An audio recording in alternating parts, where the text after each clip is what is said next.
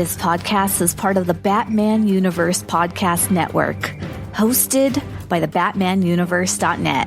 Check out everything related to Batman and the entire Bat family at the BatmanUniverse.net, including news and original content related to comics, movies, television, merchandise, video games, and more.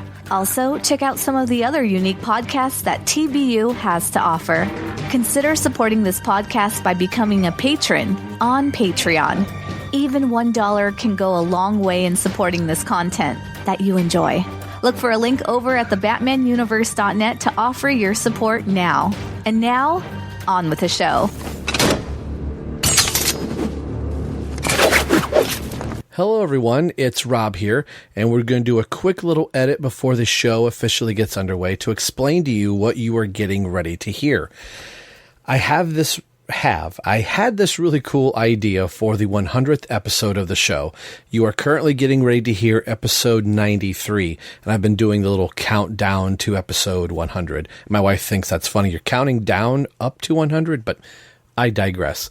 I had this cool idea for the 100th episode that I was going to invite 7 podcasters that I have had on the show previously, or some that have never been on the show, to get at the everyone part of Everyone Loves the Drake. I thought it'd be cool to talk to everyone. Well, I can't talk to everyone, so I picked 7 everyones.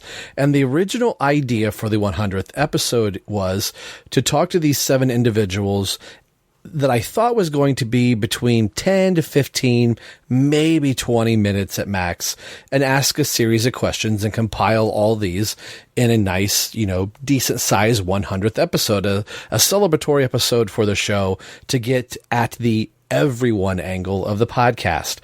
And then, as Michael Bailey likes to point out, when I said I made plans and then things changed, or life, happens and then things change when you try and make plans. I think I botched that, but you know what I'm trying to say. Life is when you make plans. Anyway, so something happened that I really wasn't expecting. I thought I would have a series of questions that I would ask all the individuals, and then I'll compile them into the show. Well, the first voice you're going to hear, other than Terrence and I'll get into that in just a second, will be Donovan Morgan Grant. And I kind of went through what the 100th episode was going to be. And as we started talking, I was noticing the counter on the record clock start going. I thought, wow, we're at a half hour. 30 minutes isn't so bad. And then we hit 40 minutes. By the time we were done, we were at like 55, 56 minutes. And I thought, that's a show. Seinfeld, that's the show. And I thought, well, I guess I could cut some of these down and pick some of my favorite bits and then put them in. But I thought, well, I have this really cool conversation with Donovan. Well, we'll see what the next one happens. And then I interviewed the next person, and that was almost an hour. And then I interviewed the next person, and that was almost an hour. So what was initially going to be Terrence and Ryan and I just continuing to go through the Robin books until we get to the 100th episode, this cool thing happened to fall in my lap that I didn't plan for, that you are going to get to hear are 7 really interesting and cool conversations, I think so, with some individuals I've never had the pleasure of speaking with before, or some that they've been recurring guests on the show, where they get to talk about why they love Tim Drake. How did they first come into contact with Tim Drake? So all of my questions that you'll hear me ask, we'll hear the same questions get asked over these 7 episodes. I think I change a couple up here or there depending on who the guest is, but the majority of the questions are the same. But as with anything, if you ask 5 people in the room a yes or no question, you could get 12 answers. And that is what is so cool about these upcoming episodes. And I thought, what a cool way to really celebrate the everyone of Everyone Loves the Drake. And every one of these individuals has their own unique take on what made it click with Tim Drake for them, why he is their favorite Robin, or just their experience with the character. It doesn't matter the type of questions that I'm asking, the answers are different for each individual. And that is the really cool thing about this, that I think these 7 episodes leading up to 100 may be greater than the actual 100th episode, which is make Terrence and Ryan and I go, hey, you know that idea I had for episode 100? Well, that's kind of gone, and I need a new 100th episode. So between now and August-ish, if everything goes according to 2 episodes a month, and we'll see how the summer goes. But by the time we reach the 100th episode, you will have heard 7 individuals speak on why they love Tim Drake. So the first part you're going to get to hear is Terrence and I had actually recorded a proper 93rd episode. And I started counting, okay, how many episodes do I have between, 92 and, 100? And I went, oh crap, I have 7. I just invited 7 individuals to be part of the 100th, but all of these episodes are going to, or all these guests are going to turn into their own individual episodes, which means episode 93 is now going to become episode 101. But the discussion and intro that Terrence and I had into episode 93 is going to seem way out of date if you hear this in, late August, early September, because it's talking about everything going on with Tom King and my trip to Motor City Comic-Con and all that. It's going to seem really outdated. So this will be the only episode to feature a news topic, if you will, between Terrence and I. So I'm putting this at the beginning of Donovan's interview, and not to make the episode longer, but just because we recorded this really cool conversation with Terrence and I that I wanted you guys to be able to hear. So this is Terrence and I getting ready to talk about Robin 23 and 24. But you're not going to hear that discussion until late August, early September. So I want to give you a little preface before the episode starts. I'm going to try and edit out the part where I say, hey, next is going to be blah, blah, blah, whatever book it was we're going to talk about. So you'll hear Terrence and I's normal intro banter that we do on the show before we get to our topic, and then the interview for Donovan will be afterwards. Normally I wouldn't say like, oh, if you don't want to hear the whole entire thing of Terrence and I, you could probably push fast forward and hear Donovan, but I know most of you will listen to the whole episode all the way through. So here is episode 93 of the show, and from here on out, this is why the everyone part is they are going to tell you why they love the Drake. Okay, let's get into the episode.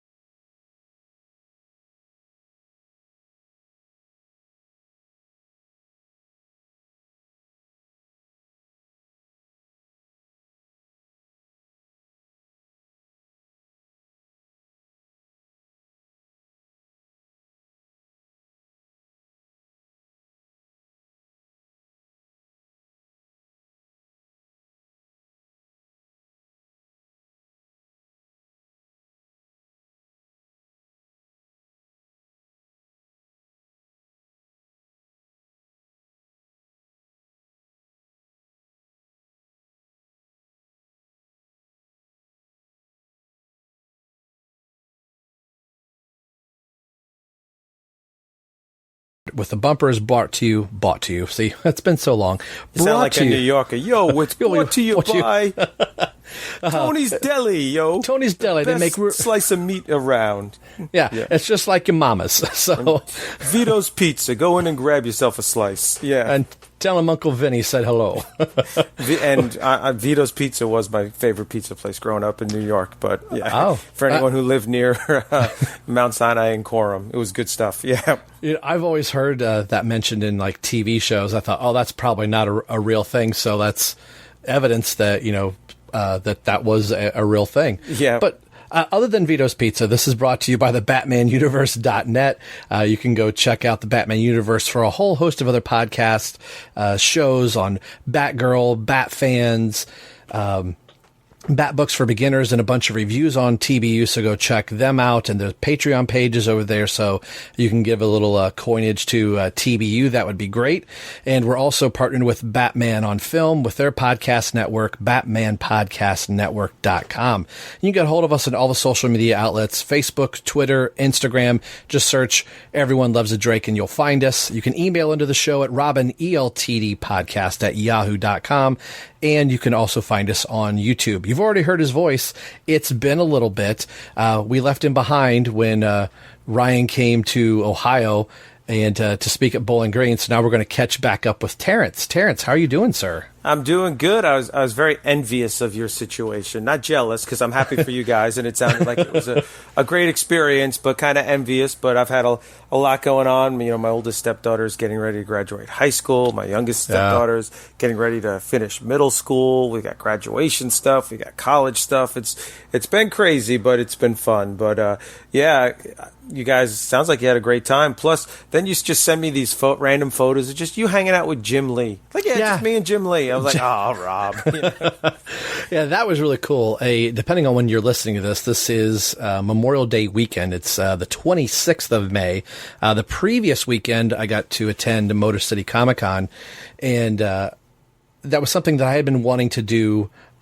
It's would be the second year that I've been there, but it's been 2 years since I've been there.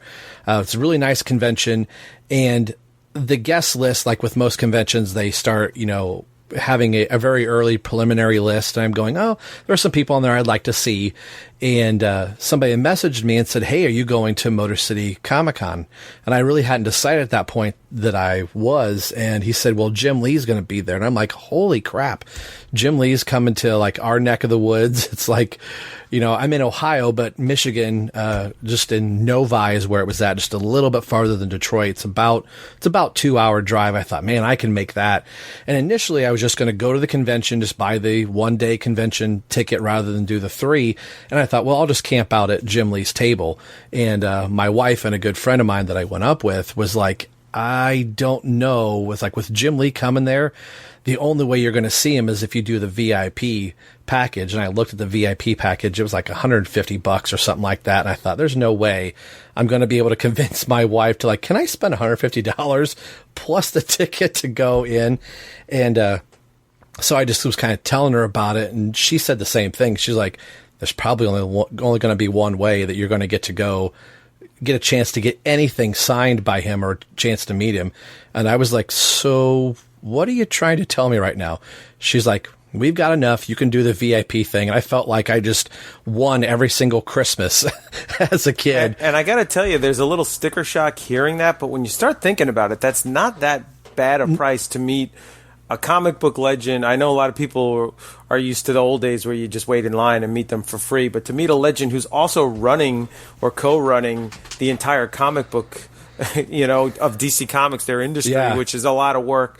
And for him to sign, I think I'm stepping over what you're going to say, but for him to sign 3 items, if you look on eBay for what a Jim Lee item is going as opposed to a Jim Lee item going sold, that value that he's adding to your collection kind of makes up a lot of that difference depending on what you get signed. And, so that's really not that much, I think, to meet him. No, not at all. And knowing that we were going to get 3 items signed, that we could take 3 items, plus we were getting a print that was pre-signed before that. So you start looking like that's 4 things, getting a chance to, shake his hand, talk to him for a little bit, which was really cool. And then after getting, buying the ticket and waiting, I think 2 months, then it was like, okay, what am I going to take to get signed? And I think I've said this recently on a live stream I did on Facebook of, again, my good friend Joe Dunn. Hey, Joe, if you're listening, he went to the convention with me, and he said, rather than take like, oh, I'm going to take X-Men #1 and I'm going to take, a Wildstorm book or, whatever it might be. He's like, don't take something like, I'm going to get Batman 50, sketch cover with, Batman and Catwoman kissing on the front cover or almost getting ready to. He's like, yeah, that might be worth something someday. He said, but does it mean anything to you? Is it worth something to you? He's like, you're the Tim Drake guy. He's like, I'm sure you can find issues that he has done of Tim Drake. And he's like, that might be your in. So, I took, the Absolute, Hush, the big, Absolute book. I took that one. I took Batman, 619 to look over my shoulder. And that's the end of Hush. That's the giant gatefold cover with, the whole, cast of Hush. But on the front cover is Tim Drake, Robin, and Batman. So it's the only time that he's ever drawn Tim Drake on the front cover. So that was a no-brainer. And then I took Superman Batman 26, which is a Superboy and a Robin team-up book done by different artists and different creators. And 2 years prior to that, I had met Ed McGuinness at Motor City Comic Con and had him sign it. And Jim Lee only did 2 pages in the whole entire book, but it's the opening splash page, and you've probably seen this image multiple times. I'll put it on the Facebook and Instagram page of Robin and Superboy. It looks like they're scaling up a building. And I sat the books down and shook his hand, and I said, this was really corny and cheesy, but I've heard he kind of likes some engagement in it. Kind of paid off later on that I said, I know a lot of people are here celebrating Batman's 50th. I said, but I'm the guy. And of course, I was wearing a Tim Drake Robin shirt. I said, I'm celebrating Tim Drake's 30th anniversary here. And he hung his head and he's like, man, has it been 30 years? And we had a little conversation, and he, was signing stuff. He's like, hey, help fighting that good fight with Tim Drake. And I said, yeah, he's kind of a lost, the forgotten Robin nowadays. He's like, I think the future looks pretty bright for Tim Drake. So I thought that was cool. So he signed my 3 things. We sat down and we got to have a panel, and he does he'll draw while he's talking or asking questions. So I had, of course, kind of sort of talked about Tim Drake and just used Tim as an example of, well, when characters are getting new costumes or they're getting updated, like how far up the line does that have to go? I said, for example, Tim Drake's getting a new identity or costume in the pages of Young Justice. I said, does that have to go all the way up to you, or is that up to the editor? So he actually had me stand up. He's like, oh, I think Tim Drake is celebrating 30 years old. Well, why don't you stand up? And he's like, let's everybody applaud for Tim Drake's 30th anniversary. And I was like half clapping like, hi. Felt really weird to get called out.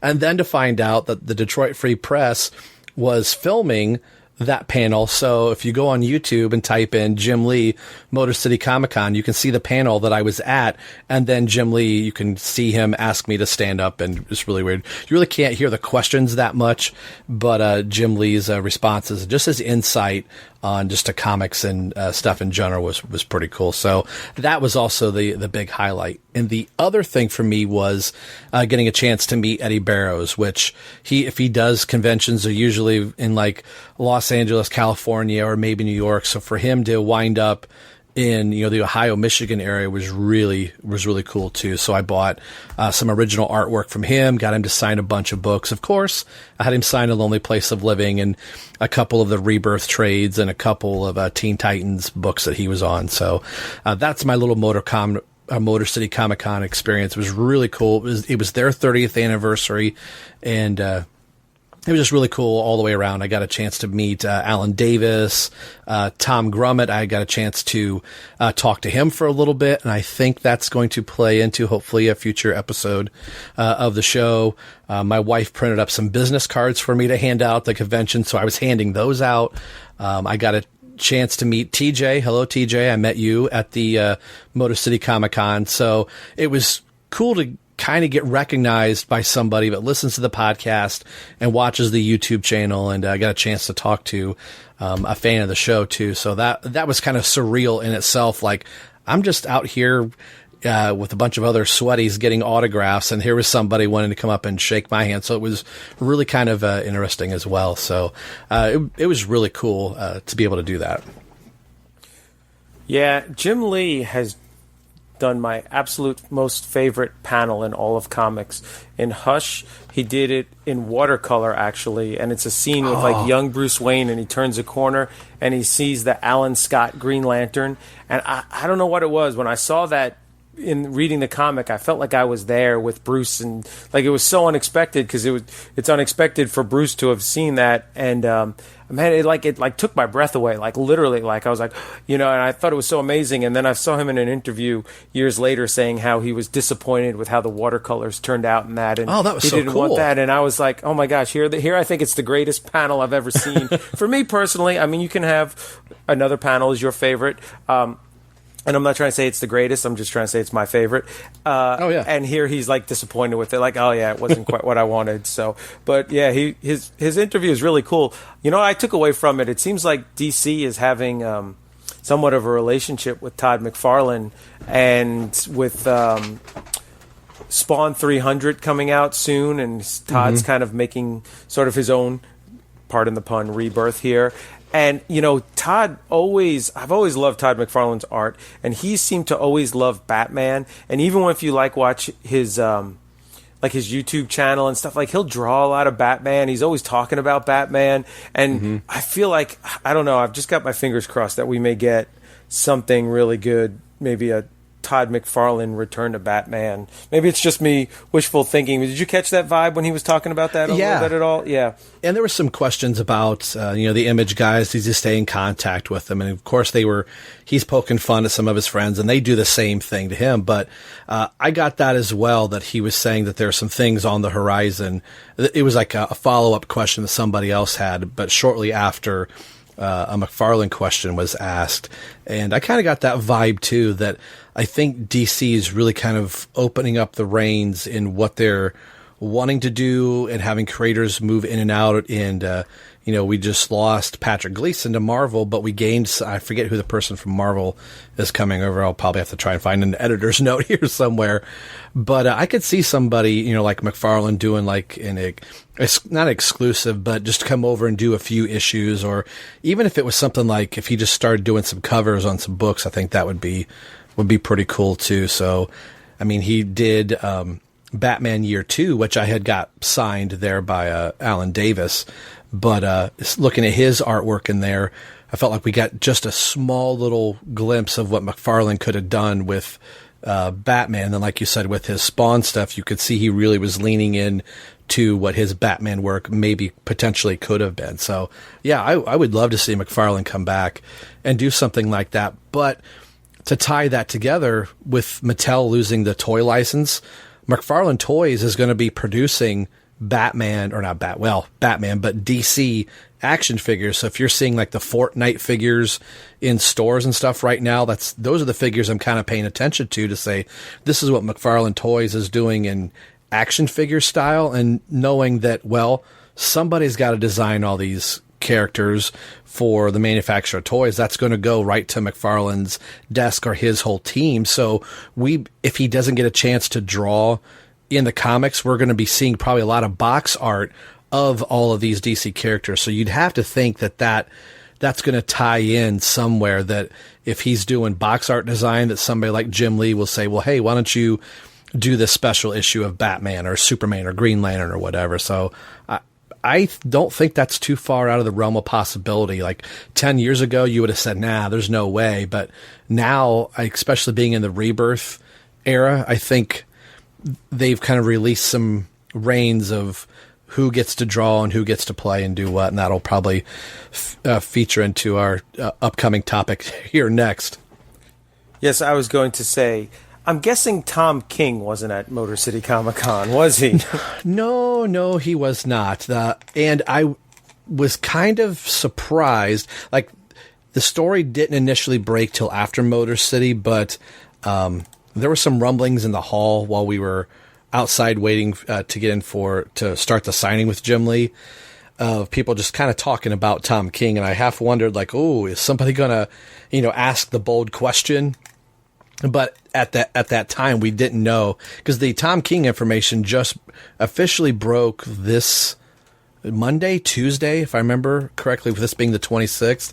So it may have been the 23rd or 22nd that King's News were bearing the lead here of he will not be finishing his Batman run, as it was once originally slated that he's going to be doing a Batman Catwoman run. So you actually had brought up this idea for a topic, so I'm going to kind of let you run with it, and we'll talk about this for a little bit of what we've thought about Tom King. And first of all, I want to get your impressions.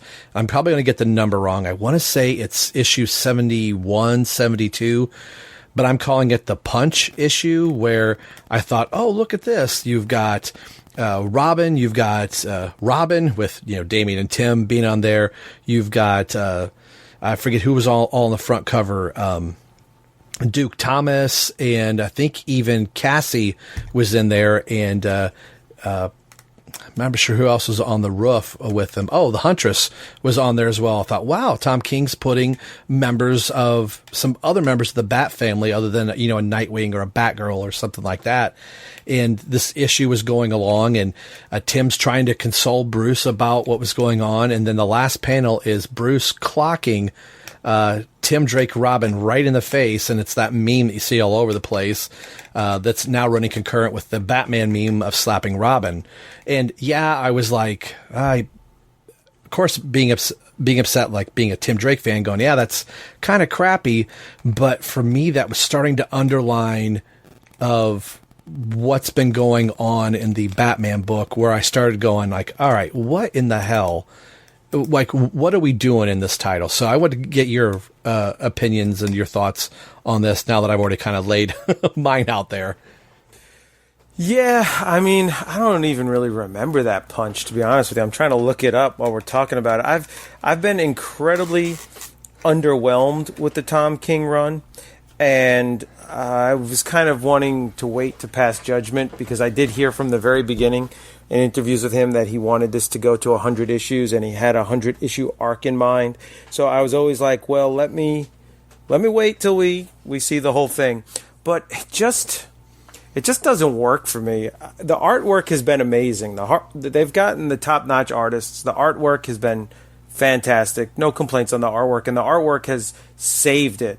But so much of it just feels like filler. Like, I don't know if you read the Mr. Miracle series, and that first issue was fantastic, but then it just went nowhere. It just, it was like a car stuck in the mud. The wheels are spinning, but we're not going anywhere. Or if we do go somewhere, it takes a long time. And it was a 12-issue prestige format kind of series that cost a lot of money to buy all 12 issues, where I'm like, this could have been like a one-shot, or this could have been an 80-page, annual kind of thing.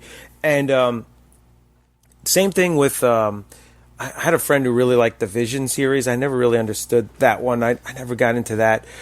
But Identity Crisis, a lot of it just feels like filler, and I'm trying to wait till that's all done and see where they go with Wally West for that one. But just, I mean, issue after issue where it was just like the dialogue was like a character says one thing, then the other character says the exact same thing. Then the other character says the exact same thing, but adds not to it. Like, and then we have the same exact dialogue 3 pages later, and then the same exact dialogue 3 pages later of them just repeating what they said to each other.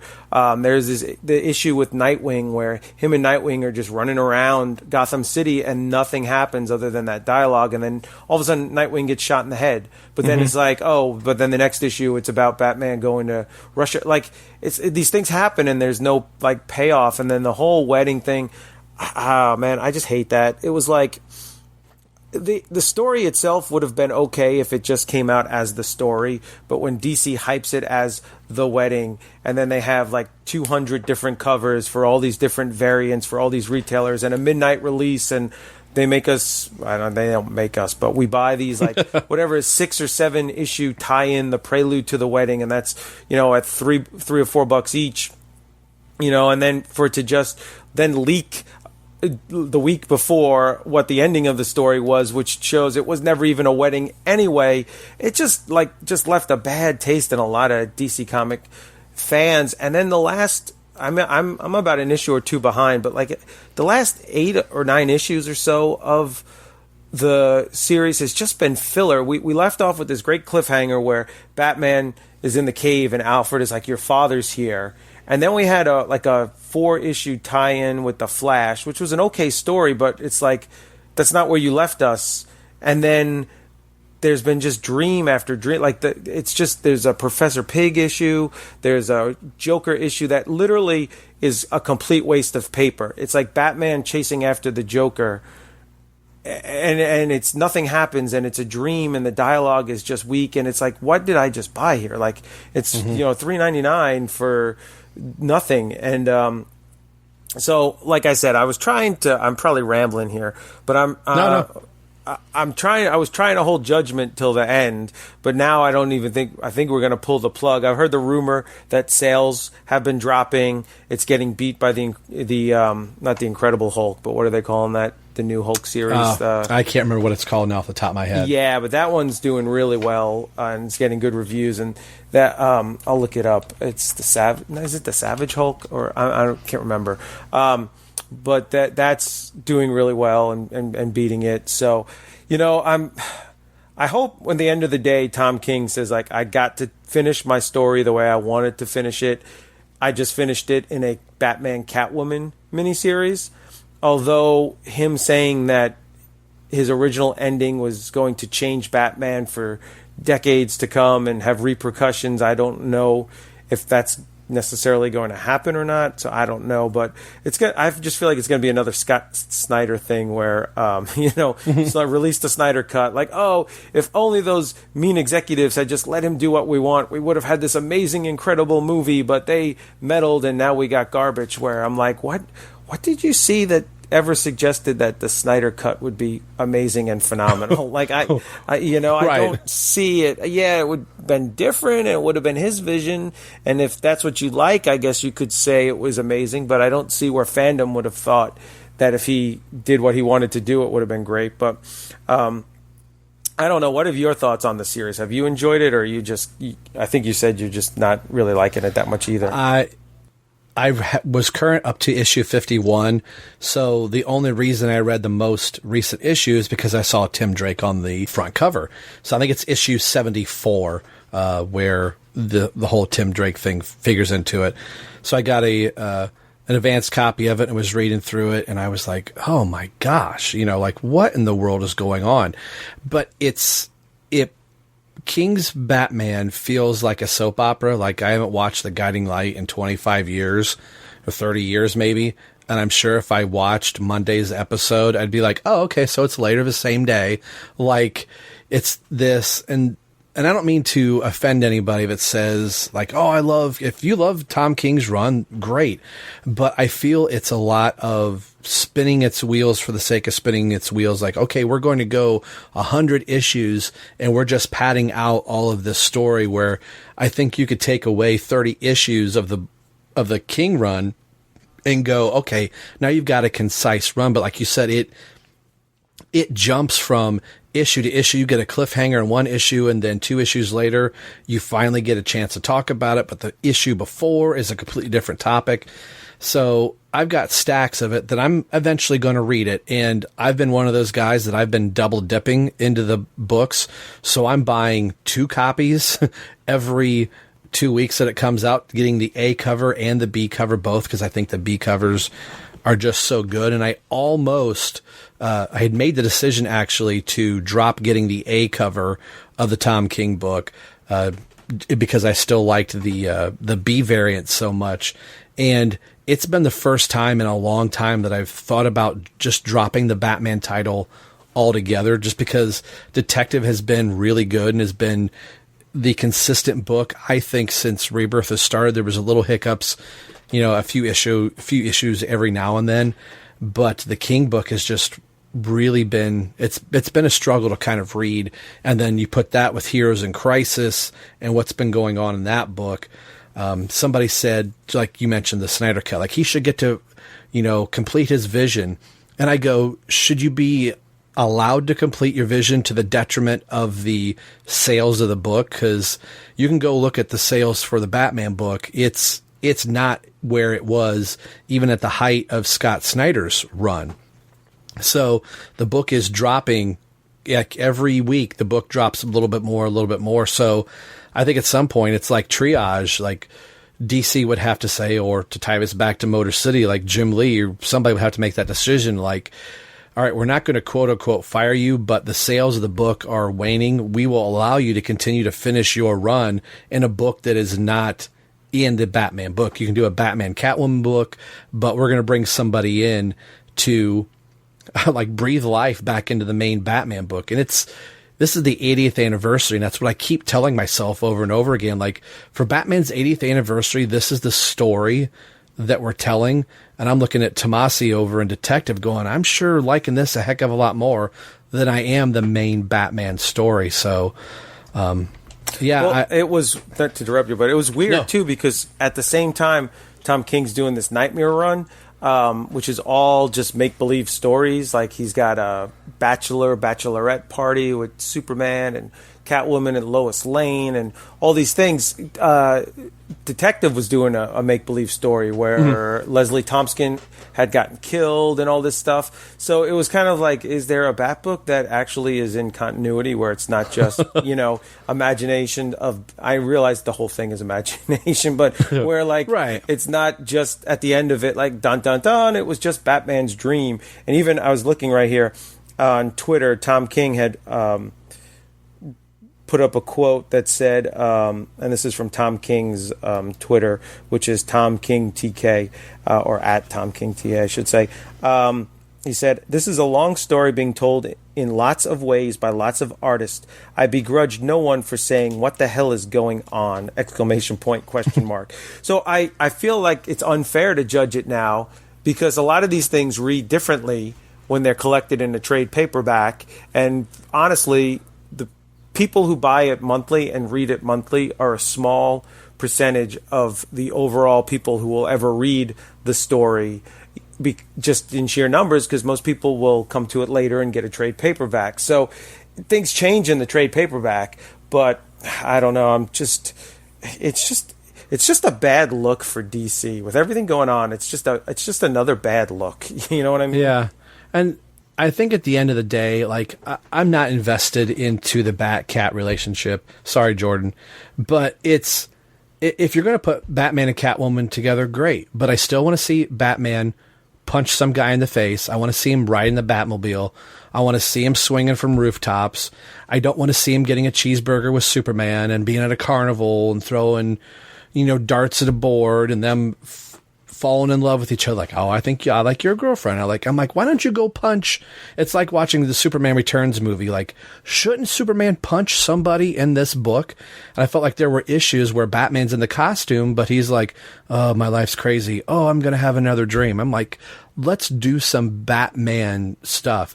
So it's one of those things, like you said, where he was going to, I can't believe DC is going to let us do this, and we're going to change the character forever. It's like, I don't really want the character to change forever. I want Batman to still be Batman and, as Kevin Smith would say, punch dirty turkeys in the face and slide down a bat pole and get in the Batmobile and get the next case from Commissioner Gordon. And I feel like there's been very, very little of that in King's run, and even in Tomasi's run to some degree, although I think that has been getting better with the last few issues. So for Batman's 80th, I've been a little lackluster. Like you said, where's the in-continuity book? Because two of the main Batman books are constantly in a dream state lately.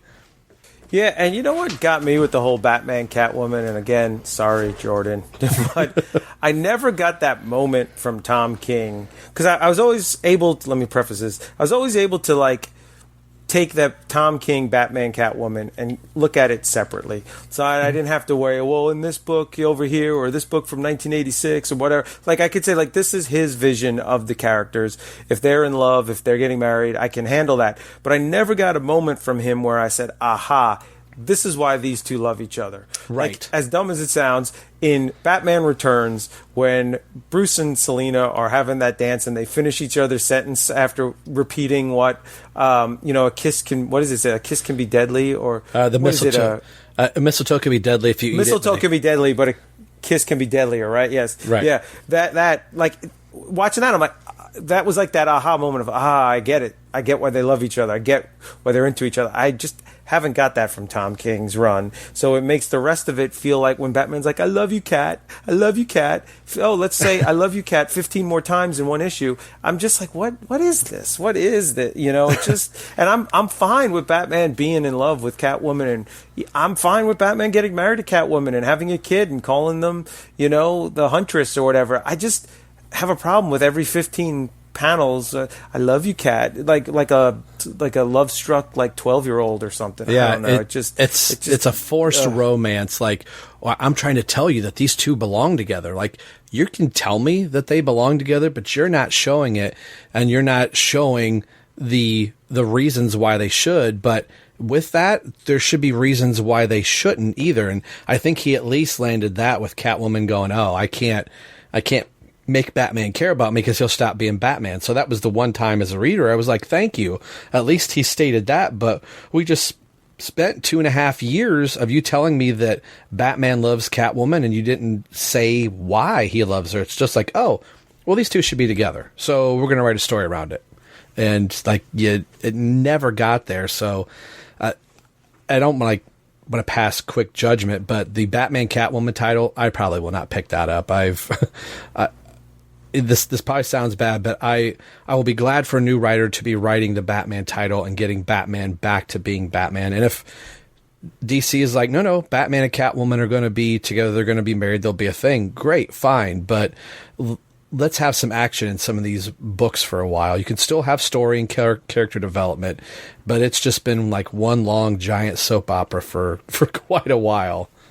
And the rumor is Brian Michael Bendis is going to take over writing, and I'm thinking, how many books can this guy write a month? Did they have him just chained to a typewriter or a word processor or a computer, I guess would be more accurate, in the DC headquarters? I mean, he writes 2 Superman titles, Young Justice. He's got these other Michael, I don't know, there's a couple other things that I don't read, but they're his own line kind, you know what I'm talking about? How much can this one guy write? But it'll be interesting to see where Batman goes from here, and if they relaunch and we get another Batman #1 in our lifetime. I think we will. For some reason, I think we'll get. I mean, I kind of hope not, because the Batman title at some point, they're going to have to renumber the books back to their original number, because eventually the Batman title will get up to 1,000. And I'm going, when Detective Comics hit 1,000, I was like, well, technically, Detective Comics never reached 1,000. Not Volume 1. You stopped that for the New 52, but technically, I guess we could say Detective Comics made 1,000 issues. That's where I was like, man, you were going so long. It was the first volume, and then you stopped it for the New 52, and now we're on the 3rd volume, and we're like, oh, we hit 1,000. I'm like, well, kinda. Yeah, well, the highest selling comic book issue for 2018 was Action Comics 1000. And the highest selling comic issue for 2019 so far has been Detective Comics 1000. So I'm waiting for DC to come out with 1000 month next year, where they had 0 year, where everyone had a 0 issue. I think they did that twice. They had 1 million issue at one point. So I'm waiting for 1,000th month, or at least more of these milestones. All right. Well, let's just get into our feature discussion. This is my conversation with Donovan Morgan Grant on why he loves the Drake. All right, so our first guest here, and I would kind of figure this is probably the best place to start, and I don't know if Donovan knows this or not, but he and Tim Gerasi are the reason Robin Everyone Loves the Drake exists. I was trying to go back to my notes almost some 6 years ago, that there was a TBU commentary track for Robin's Reckoning, that when I wasn't doing any podcasting at all, and I was just doing stuff like some YouTube reviews, some action figure stuff. And I think I saw on Twitter that there was going to, I think maybe it was even Dustin had said, hey, there's going to be a TBU commentary track for Robin's Reckoning. And I was like, oh, cool. I'm a big Robin fan. I'll hop on that. I think it was you, Tim Drossi, and I believe it might have been Terrence. And we did, I think those 2 commentary tracks. It was the first time I'd done anything like that. And, the first time I'd spoken to you or anything, and I thought, well, that's pretty cool. And then Tim said, hey, that was a really fun time doing that. Would you want to come on the Bat Fans podcast? So I did their show for a couple of years, and I started getting this bug of like, man, that was a lot of fun talking to those guys about the animated series, and I'm a big fan of Tim Drake. So this show like spurred out of that initial that commentary track. So I went back and listened to it not that long ago, and I was like, man, I was really green during that, but that was a lot of fun. So I don't know like where all that got spearheaded, or if you remember that far back, but I said, Don, if you don't know who this is, if you're listening to the Batman universe, this is Donovan Morgan Grant. How are you doing tonight, sir? I'm well. Thank you very, very much for having me. Honestly, it's been a long time coming, me appearing on this podcast. So yeah, thank you for having me. Yeah, and I can't believe, I think in passing over, it's just funny how time flies by, and having to actually, the episode hasn't been recorded yet. A little peek behind the curtain. We're at like episode 92 and we're recording 100, but neither here nor there. You and I got to meet in real life in Bowling Green, Ohio, and get a chance to speak to one another. I think we might have even said there that it seemed like as the years kept going by, I would read your, op-eds and things that you were writing for the Batman universe, and you wrote some, like a 3-part series on Tim Drake that is wonderful. I highly recommend anybody go check that out. And you recently have done one on Jason Todd that I really like, and I'm kind of wanting to see where, if you're going to do more, or where that's going to go. You can talk about that here in a little bit, but I was always wanting to have you on the show, and I'm like, oh, this would be a good spot. Oh, this would be a good spot. Next thing you know, I blink, and 5 years have gone by, and I'm at 100 episodes. I'm like, I have not had Donovan on, so we need to get you on an official episode, but I'm glad you're here to celebrate 100. So one of the first questions I want to ask you is, what was your first introduction to the Tim Drake character, be it comics or animation or otherwise? Yes, I can remember this. My first introduction was my aunt had gotten me, it would have been a back issue because it wasn't, I believe it wasn't when this issue came out, because this has been like 92. So this may have been 1990, let's say 5. So Tim's series would have been coming out around this time, but it was a back issue from Nightfall, and it was the issue of Detective Comics, I believe it was, where Tim is captured by Bane, and Bane ends up finding Killer Croc on those. I love that one. On those series girders, yeah. And now by that time, I'm young. I'm a little kid, and I had watched both this reruns of the 60s show and the animated series. So that was generally my education on Batman, and I was so like receptive of like whatever I saw that I never really distinguished like the animated series Robin's costumes from Burt Ward's costumes. Like, oh yeah, I guess they are different. So in that issue, when Tim is like thinking to himself, like, this is serious, you're not going to die here. And like by the time he hits the water, and he's like, oh, at least my hands are free. Good, Tim. Think on the bright side. I'm like, Tim? I thought his name was Dick Grayson.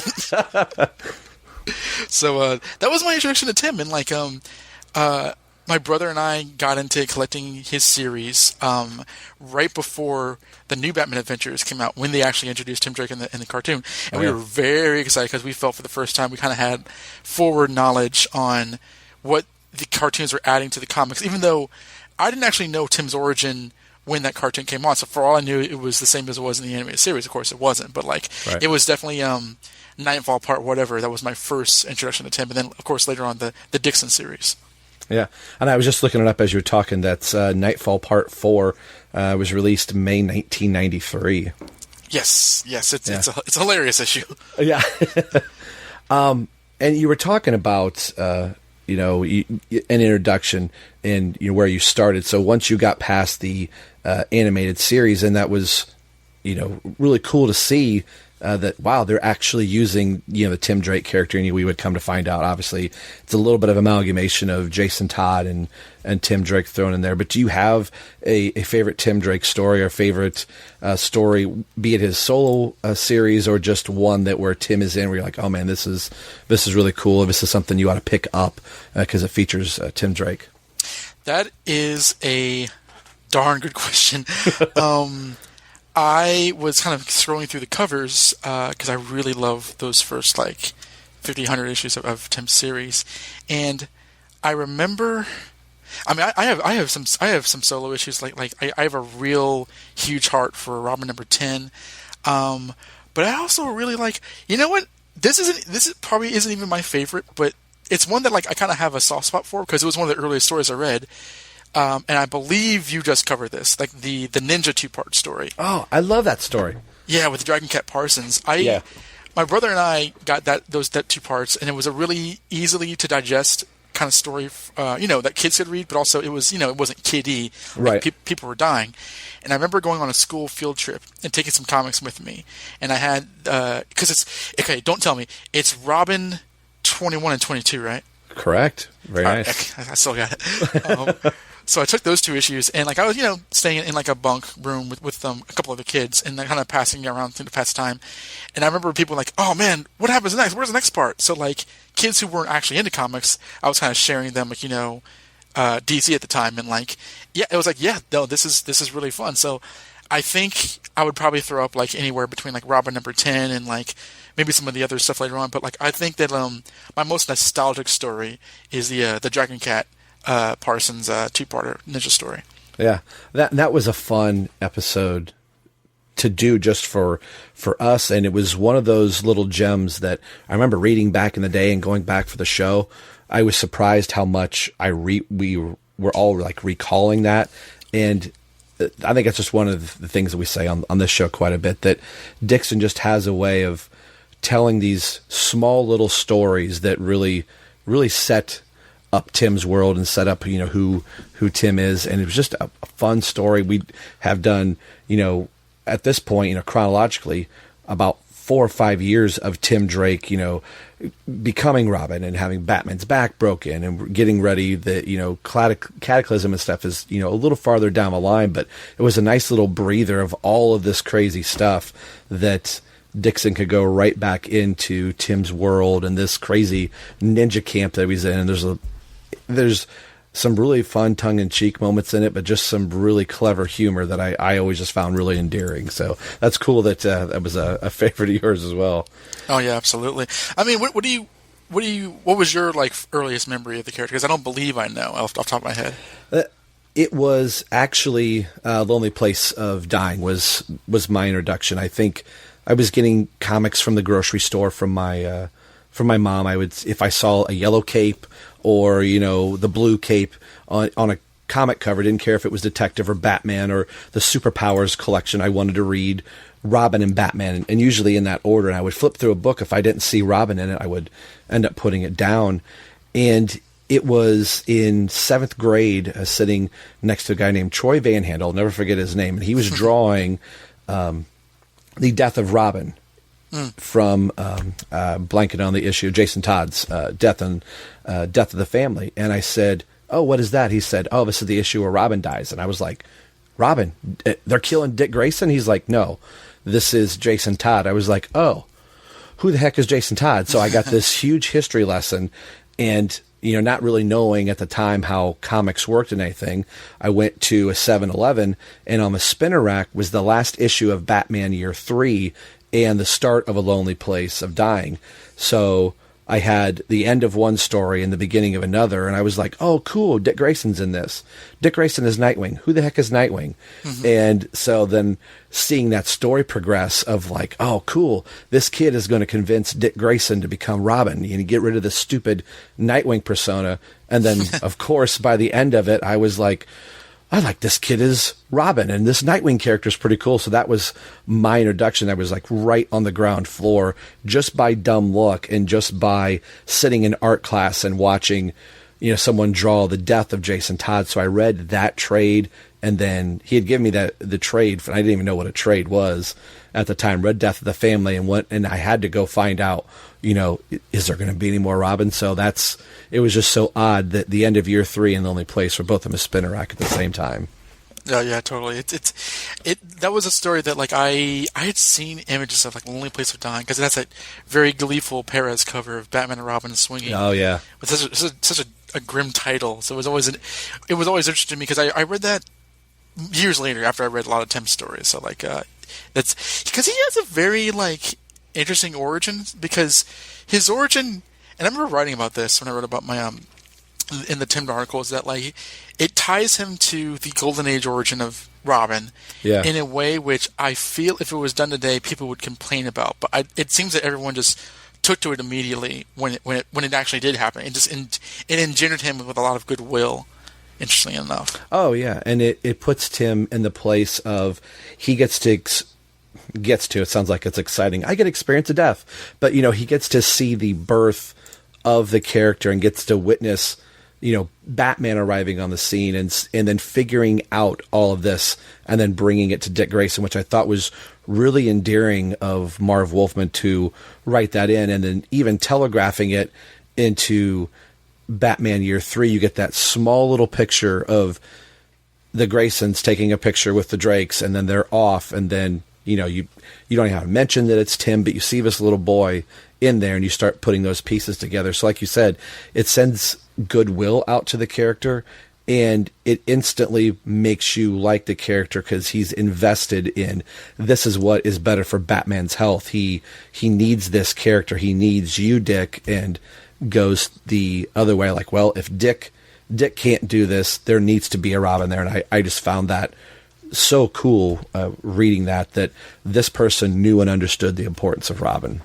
Mm-hmm. And it's interesting that like, because the animated Batman movie was planning to have Robin in it for a while, but when Death in the Family happened, they're like, "Oh, we can actually do a story without Robin." This kind of gives us license to do that. But like pretty soon, there's Lonely Place of Dying where it's like, no, actually, he does need a Robin. Maybe not all the time, but enough where he's not gone too long, which is really cool. Yeah. Well, speaking of Robin, he's had many iterations. If you were going to read, this would be a question I don't want to answer. If there was, you're going to read the Robin book, the Red Robin book, Young Justice, Teen Titans, not New 52, Jeff Johns. Yes. Where do you think the best, if you were going to point somebody and go, this is a really good spot, and I think I would know what most people's answer is going to be, that this is where you're going to get the most out of who Robin is, or what do you think the best representation, or maybe even what is your favorite version of Tim Drake to read? If you were just going to pull a book off the shelf, what of those iterations of Tim would you want to read? My favorite version of Tim, or kind of my favorite era, would have you, is, if to kind of be broad with it, probably the first 30 issues of Dixon's run, but more specifically, like the Chuck Dixon, Tom Grummett run. Right. Because probably because I'd seen it so early. And I think that I think Tom Grumman's probably my favorite Tim Drake artist between like the covers and like the first several issues and like the Robin number 10, which I love. That's kind of just how, because he made him look, youthful and clever, but also pretty serious. And there's just moments in those that Dixon really does a lot of world building and how Tim's different. Because you see moments in issue 2 where he runs away from like Shotgun Smith, and he's like, the mask fused you in some ways and binds you in others. He's constantly it's a little earlier, but like in Robin Year 3, Robin 3, Cry the Huntress. I love how he gets into fights with his dad, and like the school thinks he's being abused by Bruce Wayne. Yeah, which I think is a genius subplot. And like instances where he is trapped in that cement truck with Clue Master, and he constantly killing him, and he's running out of air, and he thinks he let Bruce down. And like there's so many terrific stories that are just, they're just plots in themselves, but like they really define who this character is in ways which you're not even comparing him to the other two Robins, because you're so invested in him that you're not stopping to think, well, Jason could have done this, or Dick could have done this. Like it's a completely new experience with this character. Yeah, and you hit the nail on the head. Dixon has a way of building the world around the character where I'm not counting the screen time of like, okay, we haven't seen Robin in 5 pages. There are issues where Tim doesn't put on the costume at all. He is just dealing with Ariana or Stephanie and then his dad and trying to lead the school life and not punch, the bully in the face and going to have to get stuck in the locker and then have to explain all these bruises. And there was, like you said, those 100 runs or even those first 30 or 40 issues, there is so much world building built in. And even from the miniseries, when the miniseries were coming out, I'm like, man, I don't know who this Chuck Dixon guy, of course, who Chuck Dixon is, but he is writing Tim so early and planting all these seeds that Chuck had a very unique opportunity to start plot points, finish them, and plant seeds for new ones multiple times through all of his books. So you could see little threads that started in Robin and would wind up in Detective or go to Birds of Prey and go to Green Arrow and then find their way back to Robin again. And I think he was always very smart, especially when I was rereading it, that he really kept in mind on the fact that Tim was not only a young teenager, like generally 14, but like he didn't come from like this athletic background that the other heroes did. So there were plenty of times where he's like, I'm in over my head, I'm out of my league, I have to wait for Batman, I don't know what to do, or I have to act and hope Batman gets here. Like I love in issue 14 in Troika, where like he jumps in to save Bullock and Bach from the KGBs, and it's like, what's your plan? All I can do is wait for Batman. And it shows a real maturation of the Batman and Robin team, where he understands his limits, and he's pushed in situations where he has to kind of, try to go up against those limits. But like, it was such a smartly written dynamic, because I remember as a kid thinking Batman's never in this book. Like he hardly appears. And like after I collected more and more issues, he appears, but like it is meant to be Tim's solo book generally, and also Dixon was writing both of them in Detective. But like, I always thought it was very interesting how either you saw Batman and Robin together or you didn't in the old days, or it's here. It's like you understand whether Batman's there or not. How does Tim as Robin operate? Yeah, and it was so bizarre in like 92, 93 coming out of Nightfall going, how in the world how is Robin going to sustain his own book without Batman around? And the first thing you do is not have Bruce Wayne be Batman, and you go, oh, clearly I don't want to hang out with this guy. He's nuts. And by the time Bruce comes back, you're already invested in Tim's solo appearance, that you don't have to rely on Batman to come in and save the day. You get to watch Tim grow up and become his own person. But when he's with Batman, it's not like he knows his place, but Chuck knows the place of where Robin should be and has no problem giving Tim the answer that Batman may have not come to yet. The interesting thing is, because I know that like Dixon said he was a fan of, the classic Batman and Robin team. He didn't really write Batman and Robin like Bruce and Tim. They were really never at odds until like the very end of Dixon's run, which was necessitated by like Bruce Wayne Fugitive. But like generally it was, I don't know. I think Bruce and Tim have a very kind of like specific relationship that I think is best kind of illustrated, like, when Bruce comes back from the dead in Red Robin. But like, that's after a lot of history has gone between them. But like, he obviously has his father-son relationship with Dick and Jason.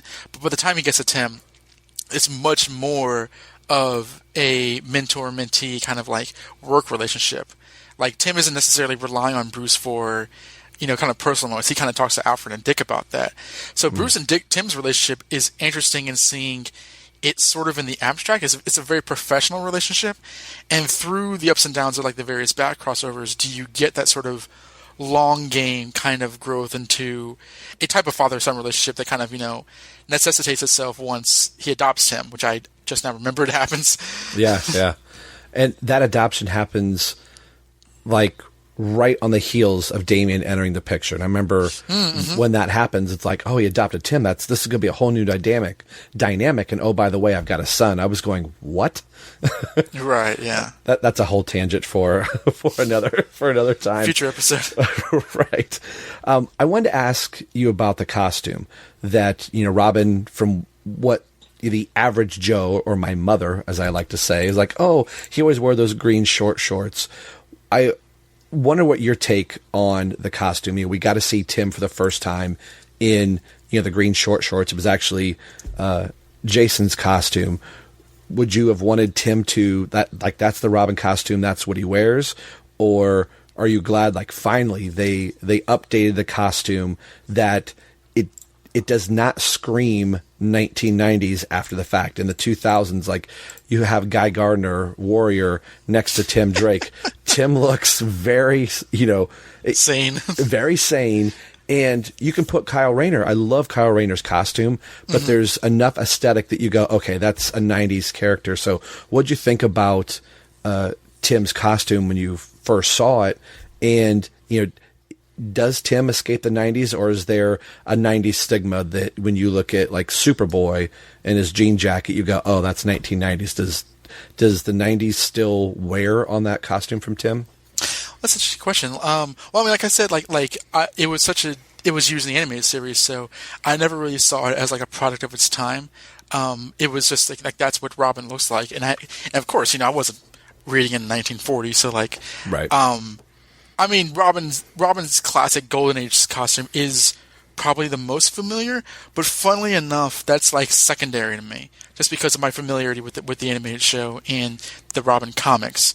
I mean, it's my favorite Robin costume. I think it's just perfect. I think that the only thing that probably defines it in terms of the era it was designed in are the Ninja Toad boots, which I think is a detail that's less realized as the years go on. I don't really remember that being as noticeable later on.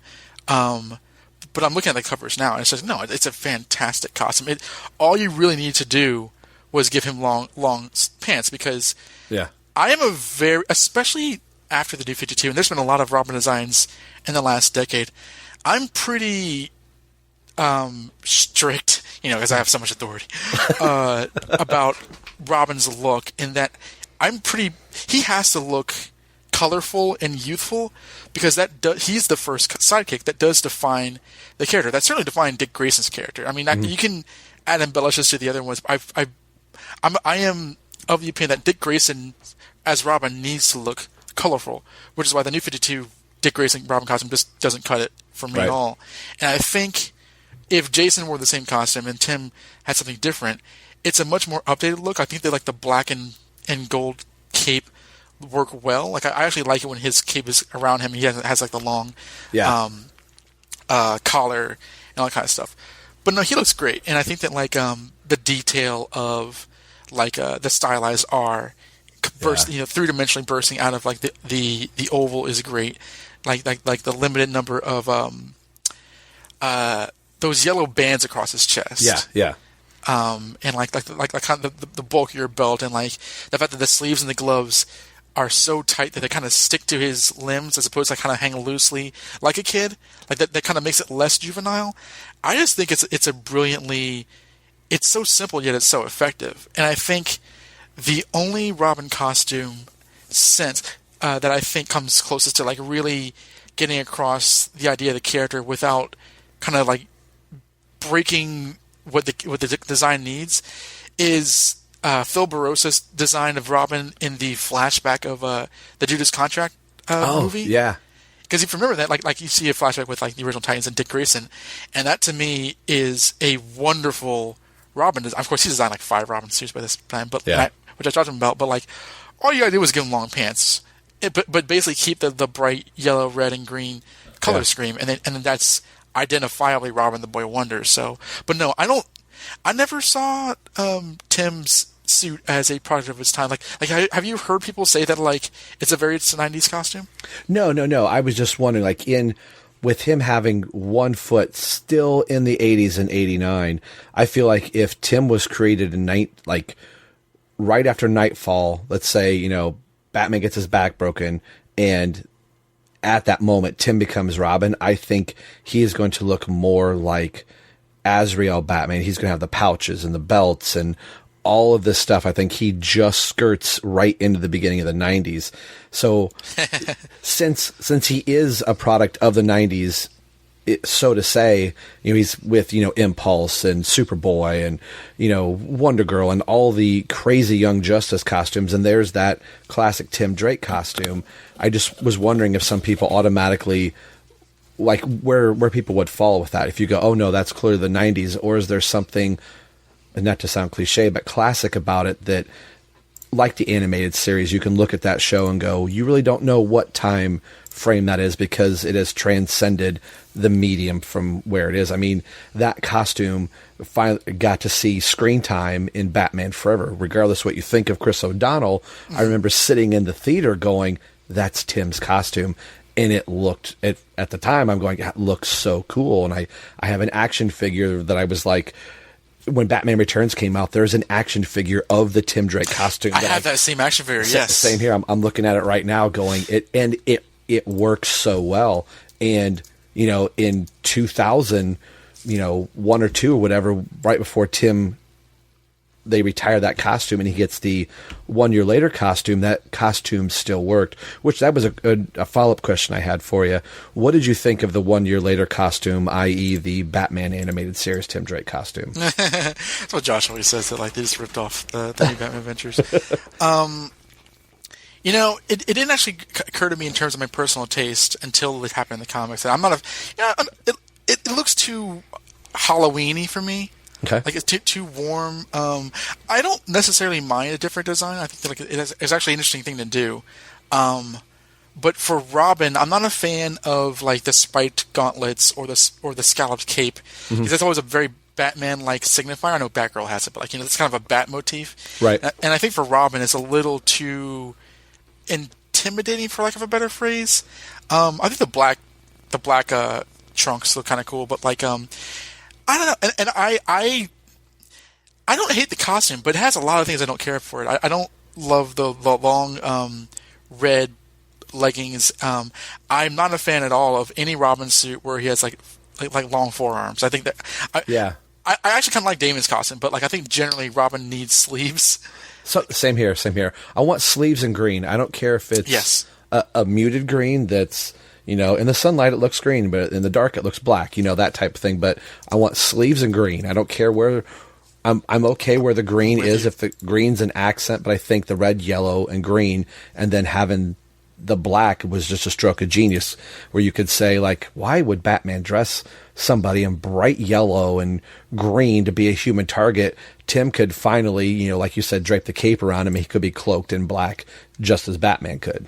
Because I actually really like Jason Todd's New 52 Robin costume. Oh, I really, of all the New 52 costumes, I love Jason's New 52 design. Dick's was kind of like crazy. They didn't have to go crazy crackers with it, but Jason's I thought worked really well. It still had that Robin aesthetic, and some would draw it a little bit more like he was in a tin can. It looks like it's some kinds, but it still had that motif where you go, oh, that's Robin. It's an updated version of Tim's costume to some degree. I don't know how they go from Dick Grayson's almost full armored kind of blackest suit to like Jason's fairly traditional suit just with the long pants.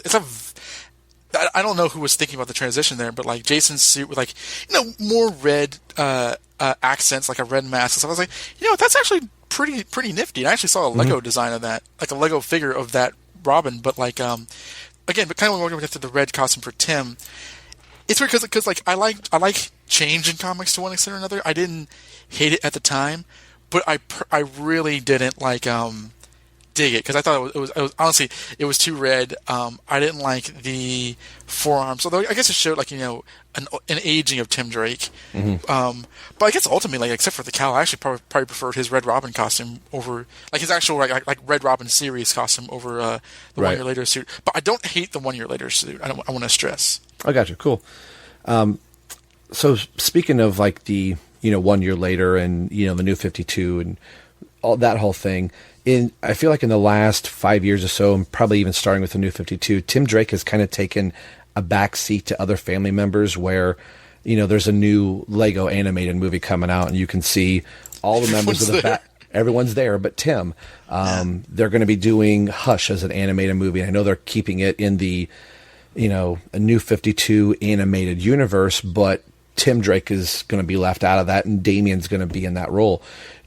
Do you think there's a reason why Tim is it because of the New 52 that the Red Robin series was doing very well before the New 52 started, and then once the New 52 hit, it was let's do something different for the sake of doing different. I think it did more harm to Tim, and I'm always scratching my head looking at stuff going, man, even in Rebirth, Tim, Tiny was using him. Then it's like, nope, we're going to pull him off the table for a while. And, now he's back in Young Justice. But I feel like any momentum that he had was halted there. So you think that, is there a reason that Tim just kind of gets left off? And are we going to go further down the hole that people are going to go, hey, there was another Robin, It's very Malcolm in the Middle by this point. Yeah. I mean, I was really annoyed when the Hush, promos were coming out, and it's evident that there's only part of. I mean, I like those movies actually. I think they've gotten better since they started. So I understand it. So I can kind of watch it and enjoy it, without passion, so to speak. But I always thought that Hush was an incredibly simple story to adapt. It could do a word for word, like the way they adapted the Supergirl story from Batman Superman. Or Public Enemies, or Dark Knight Returns. Those are pretty direct adaptations. They kind of left context at the door. So you could do the same thing with Hush. So it didn't necessitate changing so much for this continuity that they're doing. But I do get it because they want to kind of build those up. It's just that Hush is so simple to do that changing those things, taking out not only Tim but Oracle, right, feels it doesn't seem to serve anything. And I mean, no, I should say that it only serves the continuity they're running with. And personally, for me, the continuity isn't worth sustaining for that story. So as a fan, I feel half done. I sympathize with the fact that, on the one hand, there's so many partners at this point that they don't have to pick and choose, but they have to decide which ones have the strongest sort of character aspects to kind of make a short story about. On the other hand, a lot of this is DC's own fault. I was talking to Josh on the phone the other day or the other week, just about the New 52 and why do they think they could cram 75 years of history and continuity into a 6-year timeline and try to keep all the characters that everyone liked. It's you can't do that. And I think that mindset lends itself to picking and choosing. Yeah. So you have, the Sidekick Made Good, the first Robin, popular Robin, Dick Grayson, who I think it's fair to say is still probably the globally recognized Robin. Right. And if you want to have a bad answer, but right. Well, yeah, based off the 60s show. Right. But if you if you want to have a bad boy character, you can either have Damian, who's a brat, or Jason Todd, who's like the black sheep of the family. Right. Tim's generally recognized characteristics as the intelligent one or the normal one, which I kind of see him more as, is less for a better term, spicy than the other ones in comparison. Right.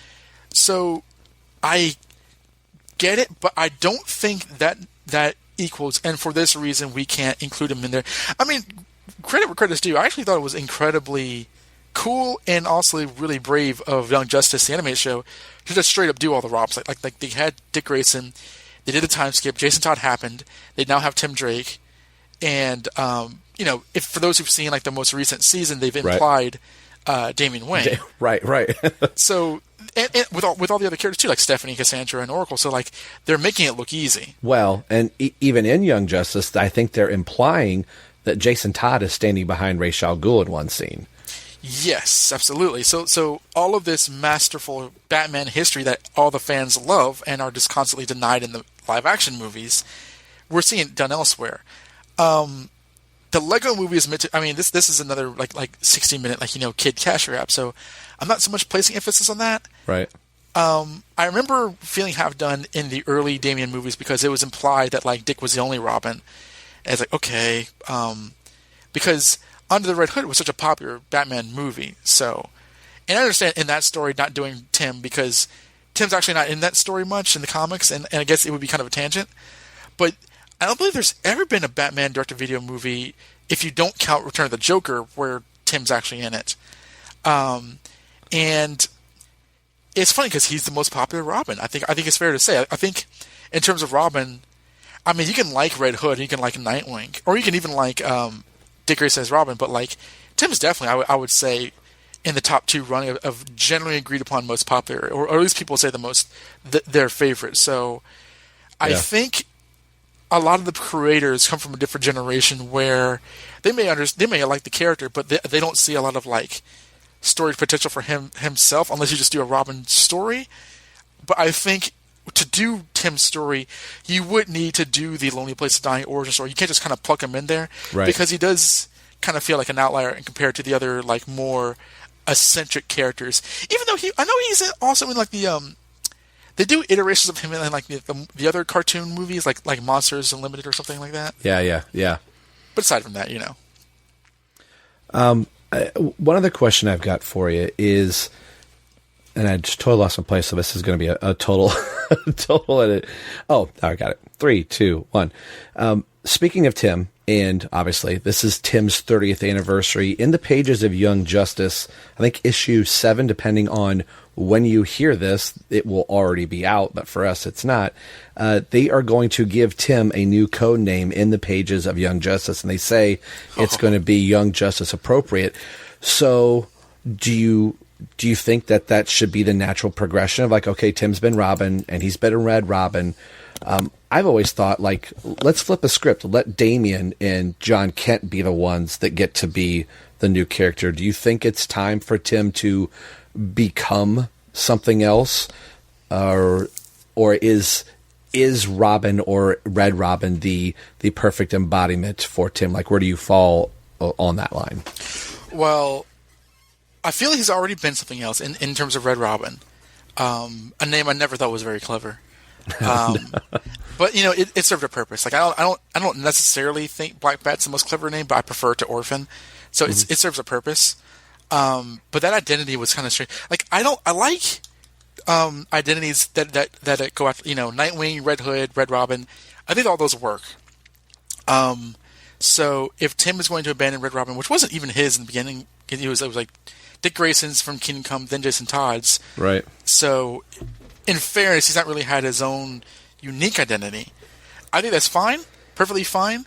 It's hard to do something that's kind of bird themed, and I think Red Hood is a good enough outlier. So I hope it's a good name. I'm fine with it. I think it will hopefully match his character, because I grew up under the underestimation that eventually Tim would just lead a normal life. He wouldn't be a hero forever, and the Red Hood era was necessitated out of like the craziness of Batman RIP and all that kind of stuff. So that made total sense. Bendis seems like a pretty big Tim Drake fan, so I hope he knows I think he knows what he's doing. I'd like to think he does, but it's hard for me to picture it because we've known Robin and Red Robin for so long. Introducing something new is hard to imagine without it feeling like some sort of cash grab or gratuitous or whatever. But there's no reason for me to like hate it. But what are your thoughts on it? I'm torn right in the middle. There's part of me that's like, I think Tim has been Robin for so long. It seems like natural. Like this is what he knew he was supposed to be doing. Even that, Tiny, like you said, that there were also parts of me that thought, okay, I'm going to do this for as long as Batman needs it till I could sustain, this intelligence, artificial intelligence that ended up backfiring on him. But there was that part that thought, okay, at some point he'll quit being Robin. But there was another part of me that would like to think, my great-grandchildren someday are going to be continuing to still read the further adventures of Tim Drake as Robin or Red Robin at some point.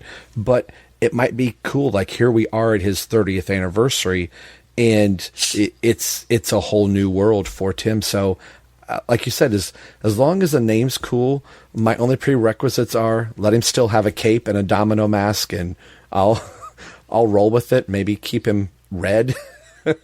Yeah, keep the color scheme so he can will he look out of place or just at home in the Batcave is the most important thing. Yes, I think you hit the nail on the head.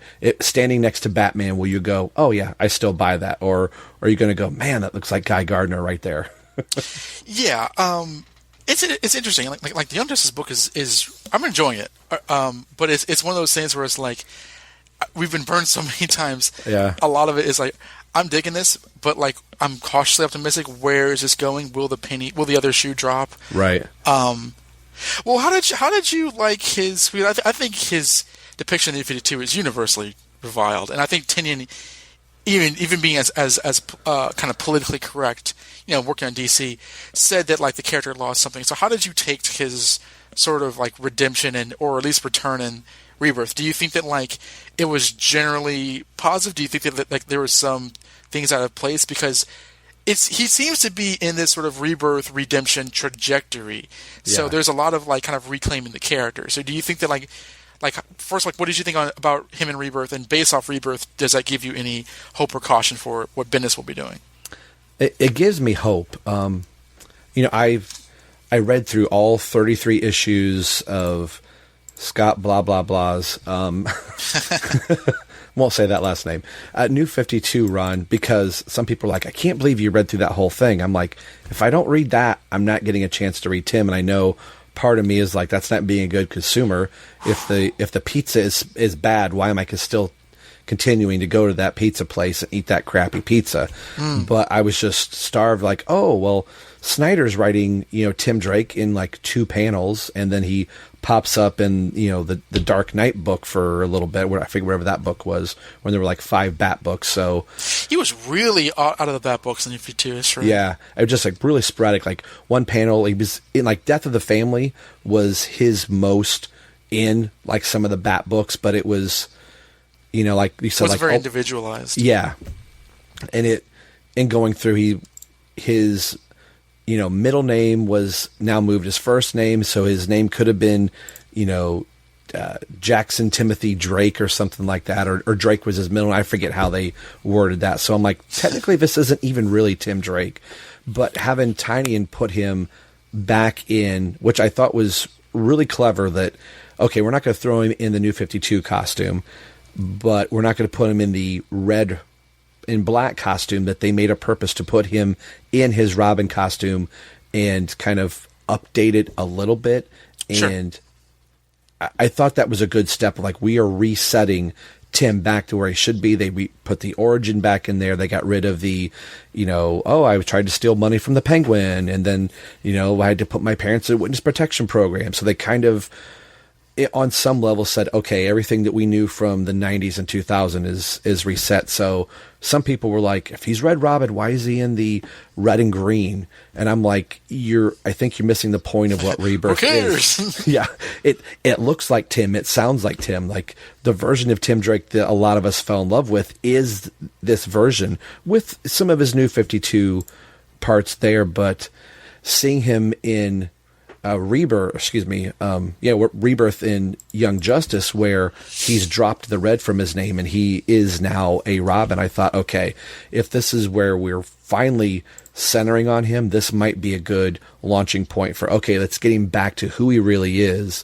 and now we can jump forward from where he's going to go. So, like you said, I'm cautiously optimistic. It's like, I'm not trying to look down where I'm walking. I'm like, okay, Bendis, just don't burn me and don't burn us on this character. Yeah, I personally have a good track record with Bendis. I like more than I dislike. And to be honest, this is the first Bendis, other than his Superman run, as the first Brian Michael Bendis that I've ever read. So I can hear some people say, oh, I don't like, he starts out really strong, or he's very wordy. And I'm like, let him be wordy. This is a very good, at least time for me as a Tim Drake fan, where I'm reading the books monthly and going, oh, it feels like Tim. It sounds like Tim. So, speaking of feeling and sounding like Tim, this is a bit of a tangent. So feel free to cut this out. But like, when he did appear in Young Justice, the animated series, I mean, first of all, were you watching up to that point? Because like, when he first appeared, I had no idea that Tim was going to be a character at all in season 2. So like, no, neither did I. What are your thoughts on how they portrayed him in that show? I liked it for the most part. I feel like, okay, we got Tim Drake in character and look, and aesthetically wise, I'm like, okay, in the context of the show, Dick was wearing the red and green, so they've got him in a quasi 1 year later outfit. I was cool with it. He seemed very green in there, as if he's almost been Robin for a little bit. I think his characterization got better is better in season 3, but we've really only seen him in 2 episodes. But I was shocked to see him in there, so I'm lukewarm with it. It's not interesting. It's not great, but it's really good, if that makes sense. Okay, I actually really enjoyed it. I mean, I grew up in the anime series, so I really like their version of Tim, even though he is definitely a hybrid of Tim and Jason Todd. I think there are times where he's more like Tim. There's episodes where he's more like Jason. But in Young Justice, I see a very clear Chuck Dixon, Tim Drake influence. Yes, I will take that back a little bit. I guess I wanted more of, like, as much as we got of Dick Grayson to kind of see his growth as Robin. I felt like there were moments that they were onto something. I wanted to see a little bit more, but there were so many characters that they were cramming in that I felt we started losing Tim towards the tail end of the season. He's not as spotlighted as Dick was. Yeah, but I will agree with that. I did hear a lot of Chuck Dixon coming from the Tim Drake character, and it is probably, other than, like you said, those Animal Instinct movies, and Mystery of the Batwoman, it's really the only Tim Drake animated thing that we have ever gotten, and it is really close to being who he is. Yeah, because like that first episode, his sort of like unsure of himself, whatever, that felt kind of like very like early Chuck Dixon, Tim Drake, and this is back and forth with Dick. Period. Like, as obviously, I like how they do this subtly in Young Justice. How like the Bat characters aren't necessarily free with their identities unless the other characters know it on their own. So he's talking to Nightwing as Dick and Tim, not as Nightwing and Robin. And even Tim, like that, the whole banter about oh, Tim, you're gonna be running Gamma, this is the perfect time for you to get your feet wet. Mm-hmm. Are we stretched thin? Do you have no choice, or is it's just Gamma, so you're not worried about whatever? So Tim is analytical, even if he's still not sure about himself. And like later on in the Impulse episode, there's that back and forth between, tagging Impulse with like a track or whatever. Like, yeah, that was cool. Which was written by Peter David, so who knows Tim Drake? But like, the comic book character Tim Drake that I've always read, I feel, granted, he's not a very main character in the show, but when we get moments from him, he does feel he does feel like he feels like a proper adaptation of the character, personally. Yeah, you're really swaying me now.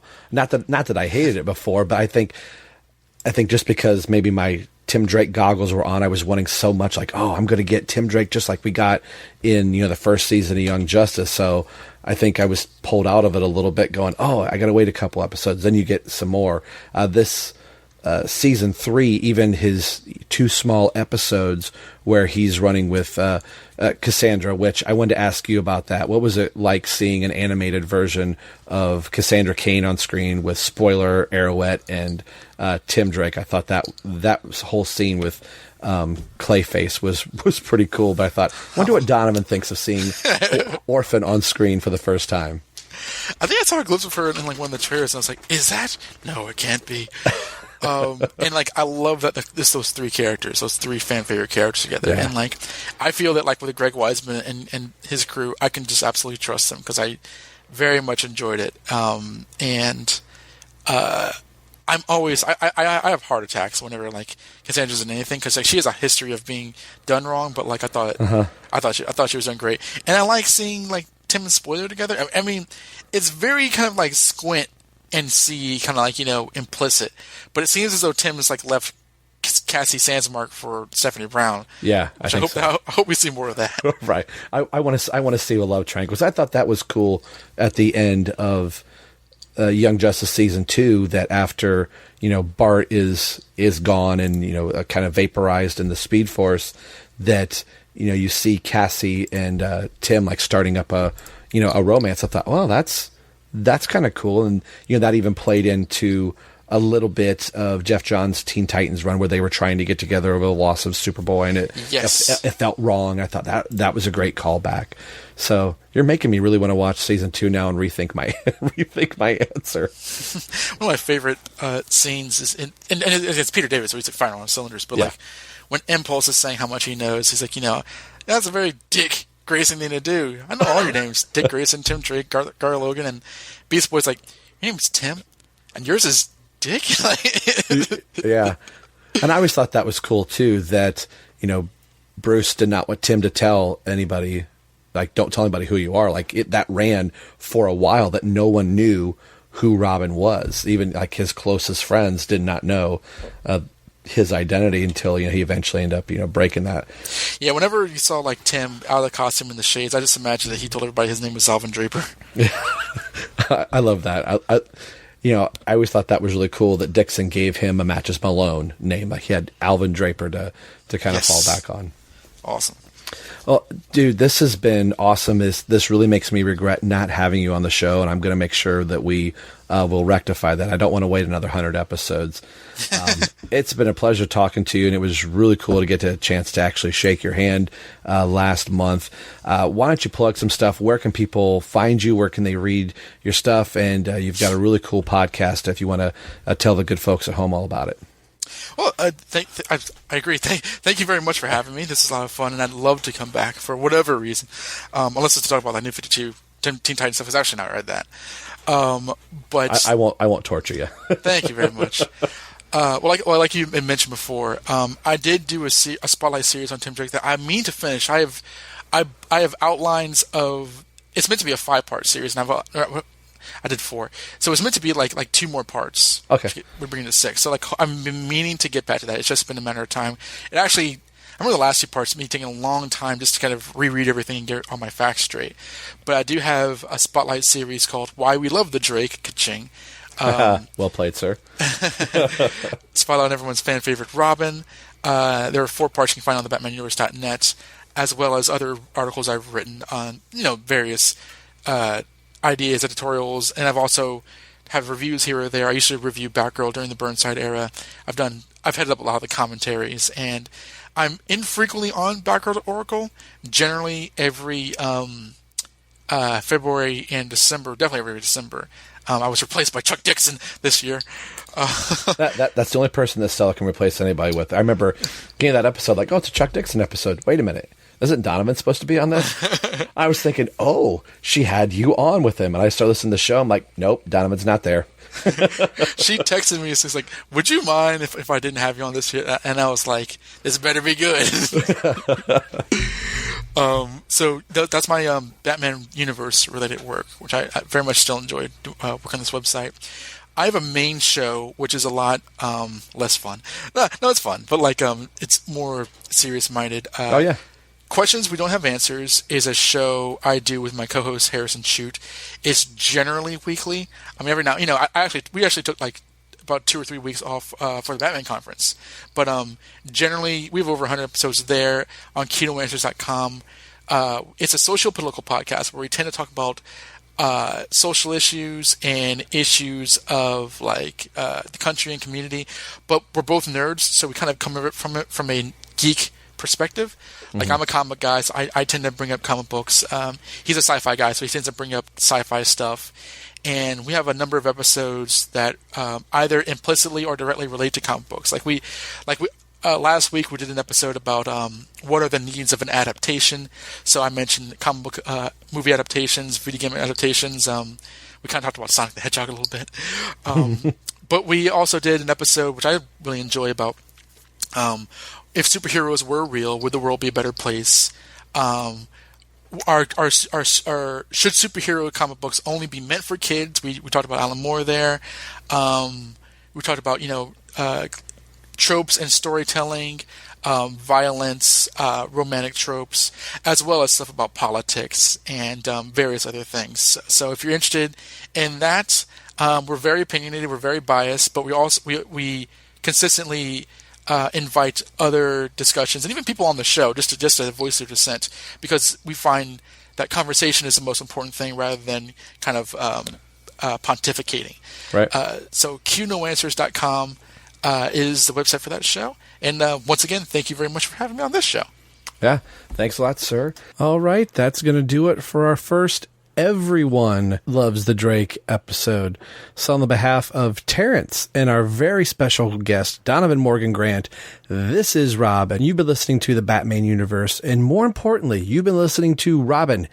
Everyone Loves the Drake. We'll see you on the next episode. Take care. Bye.